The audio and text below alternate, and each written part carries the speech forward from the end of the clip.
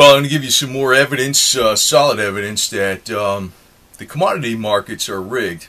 Spot price is rigged. Actually, the spot price trading is very private.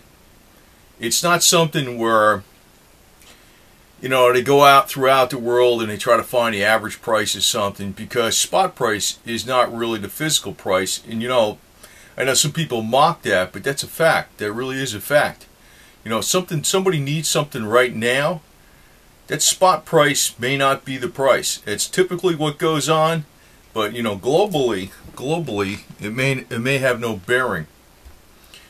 And well, I'm going to get into this article here. Basically, it's a very recent article because, well, let me just put something into reality here, because, you know, a lot of times people that are into the silver markets and talk about silver, gold, you know, they ignore everything else. But basically, commodities pretty much run together. You know, it's not perfect one-to-one rule, obviously, on a daily basis or anything like that. But you're not going to see, like, you know, silver go to $100 an ounce and oil go to $25 a barrel. You're not going to see something crazy like that happen. They're more or less going to run together. If one goes, if silver goes hyperbolic, you're going to see a lot of stuff go hyperbolic. If you look back in 1979, platinum and palladium had the same type of gains as silver during that time too. I mean, sometimes I think palladium had a serious gain in 2001 when he had the big scare. You know, the Russian supplies were, stockpiles were going down, and, you know, silver wasn't really doing anything then. So I mean, it's not like a one-to-one rule all the time, but generally speaking, commodities kind of run together. That's why I've always said that the real big run-up in the silver, the really high spike, is going to happen during a major conflict in the Middle East, right? Now, I want to get into something here about trading. Not talking about trading like you're trading SOV and that type of stuff. I'm talking about the traders who basically make the spot market. And that's a private market. I don't know how it works, to tell you the truth, all right? But it is a private market, pretty much excluded to the public. It's not transparent like what goes on with, you know, stocks and things like that, you know, in equities. It's not transparent in the same way. Now, there's a bunch of oil traders, and this has been known for a long time. I've read this many times. They're claiming that crude prices are fixed. Now, you know, hallelujah, big deal. Like, yeah, no kidding, right?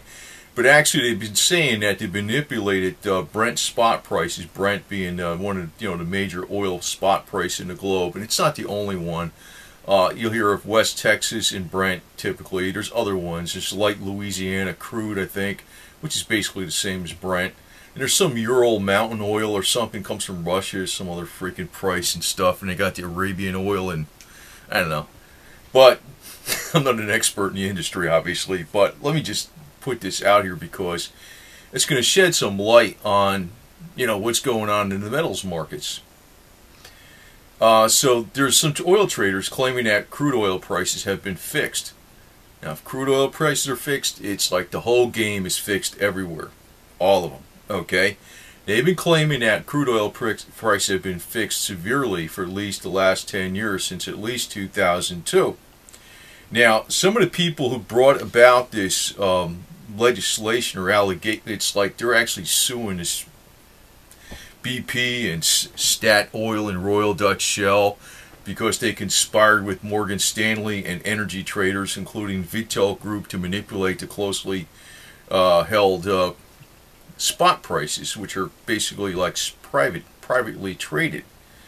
And one of the traders actually brought this suit is a former director of the New York Mercantile Exchange, NYMEX. How's that? How's that? So, I mean, you know, they're pissing off people immediately around them, too. You know, it's almost like you think they're that insulated. They're not that insulated. Like, the average person can't do crap about this, but they're pissing off other people high up that are close to them because they're ripping each other off, basically, you know? Simple terms.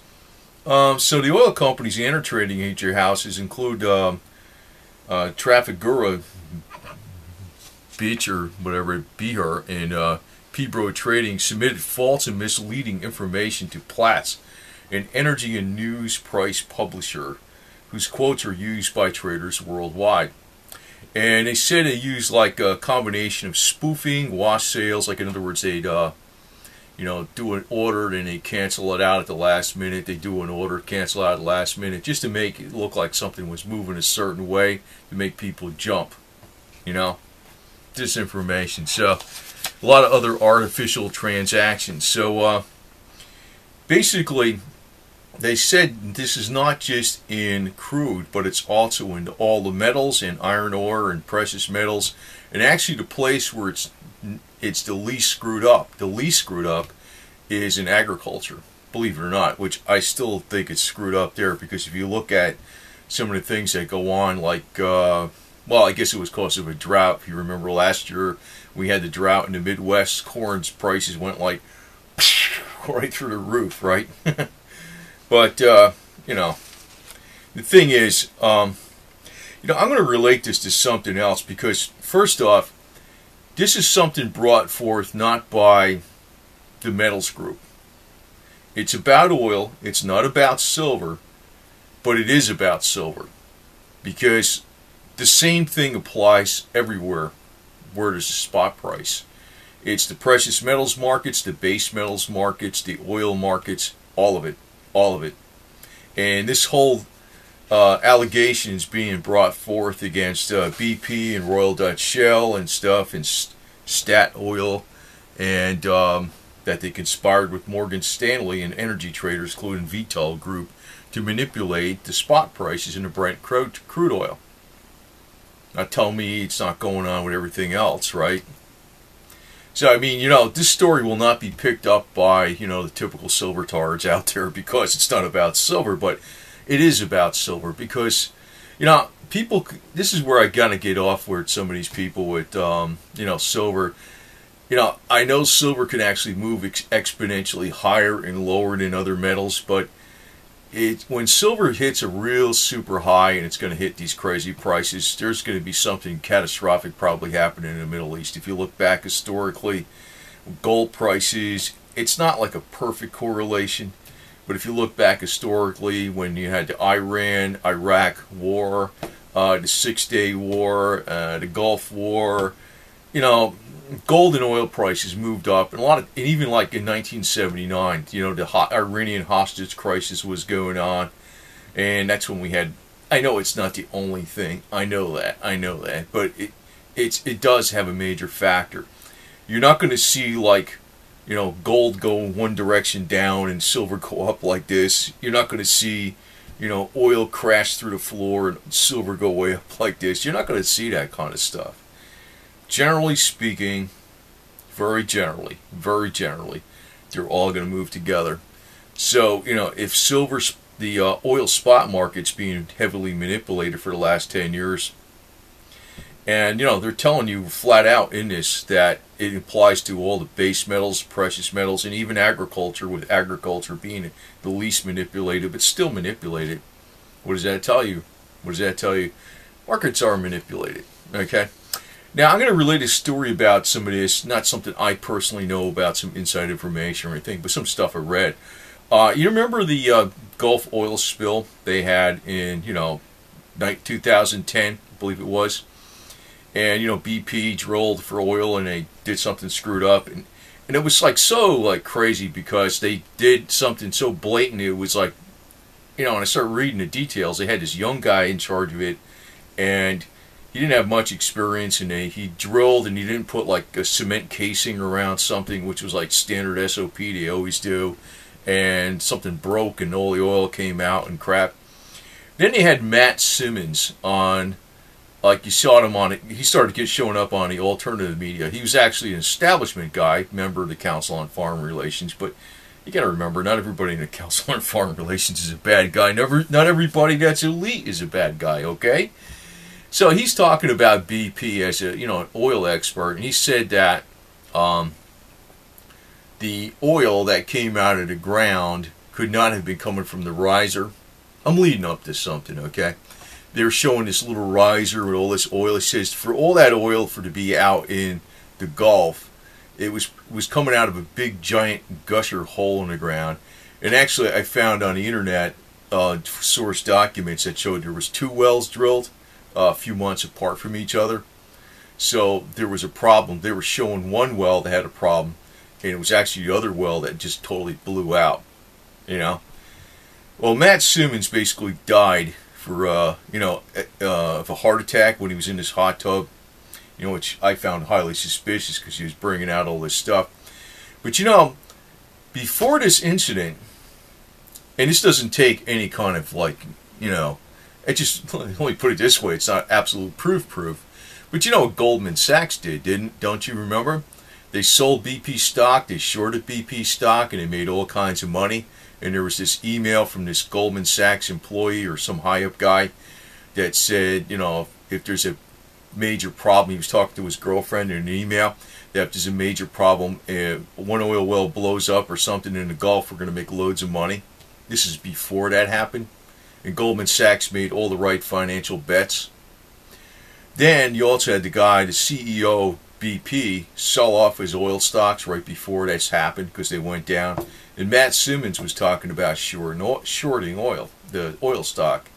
But it actually recovered, you know, so that wouldn't have been a good, smart thing to do anyway. And there was also word out there that they were doing private trades and closed trades on like the private trading PPP, private placement program, closed trading, where they were shorting BP stocks that weren't like open to like the public, but it was like a closed trading thing. So they had something else going there. So in other words, that's like a lot of evidence they knew that was going to happen. So, you know what? One slip up that happened at that time. I'm kind of digressing on some things here, but if you want to get into some things that are more solid conspiracy, I'll digress on a couple things here. You remember? If I was I think it was a White House spokesman. He kind of slipped up on something. He said that the BP oil spill was actually, I don't know if it was his exact words, it's definitely not his exact words, but something to the effect that the BP oil spill was actually beneficial for pushing the policy, the White House policy on cap and trade and the carbon tax that they were trying to get through at the time. And do you find that interesting? Now, actually, I have a little theory about that, and I'm digressing on this because if you want to get into some more valid conspiracy things, because you know, it's all over with, so I'm not scaring the crap out of people anyway. But during that time, there was a lot of people in the Gulf talking about we got to evacuate, we got to run to the hills. There was theories out there the whole Mississippi was going to cave in, or there was going to be a tidal wave that was going to flatten Florida. You know, I mean, they had all kinds of crap out there. I swear, this was the stuff that was going on. And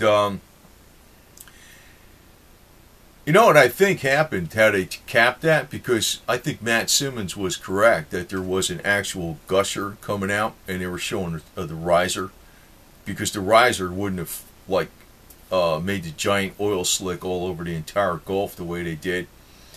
I think they actually nuked it shut, to tell you the truth.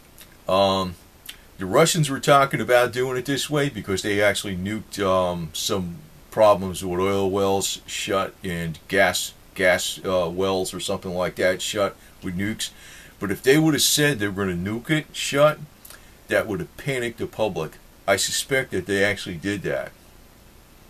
Which tells you, the lead ain't trying to kill everybody. You know what I mean?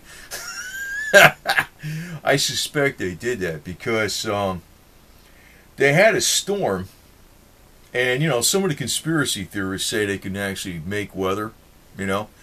I think that's possible. I don't know what the hell they're doing with this shit, but they had a storm. All the ships went out, left the area. And they also picked up on the seismograph some kind of earthquake activity right during the storm. And after the storm, it was like the oceans were cleared. Like it churned up the oil with the Corexit, and it made it basically like, basically dissolved the oil. But the gusher totally stopped. And I have to apply common 101 common sense to that without getting into scary conspiracy theories. I think they probably nuked that damn thing shut during the storm. They were drilling sideways into that well, and I think they were placing a nuke. But if they would have told that publicly to people, I think this. I mean, I'm not trying to scare people or nothing like that.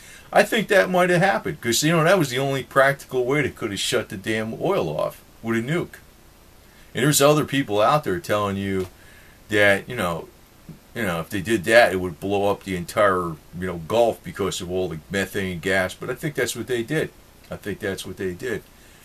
Now, Lindsey Williams, he came on and he said the whole thing was an accident because his elite insider friend told him so. Well, I'm not too sure about that because, if it was an accident, how come all these people made all this money and they knew, like, Goldman Sachs knew how to bet the money. They made a lot of money. The BP CEO sold off the stock. The White House was talking about passing, the cap and trade and the carbon tax that, they basically got stopped. And they were doing this closed trading platform sale on, not open to the public on shorting BP stock. So, I threw that in there because there's a lot of stuff going on that we don't know about. But at the same time, I don't think the elite got a total handle on every damn thing. You know what I mean? They don't. They don't. And, it is a fact that this spot prices on the metals, precious metals included, silver, because the mines aren't making money now. I mean, the way they were. They're not making that much. They're getting clobbered, for most of them are. And all the small miners are going down. They're getting pushed out of business and stuff like that. They're laying off people and everything. So the spot price for silver is actually way too low. But the proof is because basically precious metals and base metals are basically under the same type of price discovery mechanism as the oil market. And now, I know it's been said that the oil market's rigged for all these years, but now it's coming out real recently that you got high-end people coming out and saying, like one is a former director of the New York Mercantile Exchange, NYMEX, who's actually bringing this out. And actually in Europe, they actually raided the offices of all these different people because they said they were using they were basically colluding to move the markets certain ways in different directions, and it was basically all inside trading. So that's what's going on with the metals too. That's what's going on with the metals. But as a side note, this whole oil industry is far more powerful than the precious metals industry by far, right? By far. If it's not really my belief. I could say I pretty much know it's for a fact, even though I don't understand the technology. There is free energy technology out there. I know Tesla developed this a long time ago. There's other people out there that developed it, redeveloped it, rediscovered it, had different things coming out. If this oil actually becomes a commodity that's not used by most of the world, the elite lost all their power. So if you really want to figure a way to break the elite, it's actually to get on to some of this, doing a little bit more with the free energy stuff or lowering the energy costs and things like that, the ways you can save versus trying to buy silver coins. I think silver coins are going to be a way to actually save you financially in the long run, but they're not the real way to fight the power. I know the simplest way to fight the power is if we were allowed to grow industrial hemp, we'd have a renewable source of energy that produces 10 times the fuel that corn does, 10 times the amount of gasoline as corn, and requires no herbicides or pesticides, so there's no problem with pollution. And also, it's going to help, keep the air clean too at the same time. Without even getting into Tesla energy. So if you really want to break the elite, actually break the oil industry. That's the thing. That would be the way to do it. Not so much through silver, but do hold on to your silver, because, you know, I'm bringing out this story about the oil price spot market being rigged for a reason. The silver spot market price is rigged too. I mean, yeah, I mean, if you go to trade your silver right now for cash, that's what you get, right, around the spot price. But then I don't think they're going to be able to hold it down forever. I don't think so. I don't think so. Because this is another indication, this story, that they're pissing off people that maybe are a lot higher up on the food chain versus, you know, the average person. But, you know, you're talking about, you know, a former director of New York Mercantile Exchange bringing the lawsuit against the, you know, the insiders that are moving the spot market on oil. And you're going to find there's a lot more stuff going on behind the scenes. The same with silver, the same with gold, the same with iron ore and everything like that. This price discovery mechanism spot market is a bunch of BS. It is. It is. And I'll tell you one thing I know about. You know, I never even heard of copper isotopes till so many years ago. It wasn't, you know, I didn't even know what the hell a copper isotope was.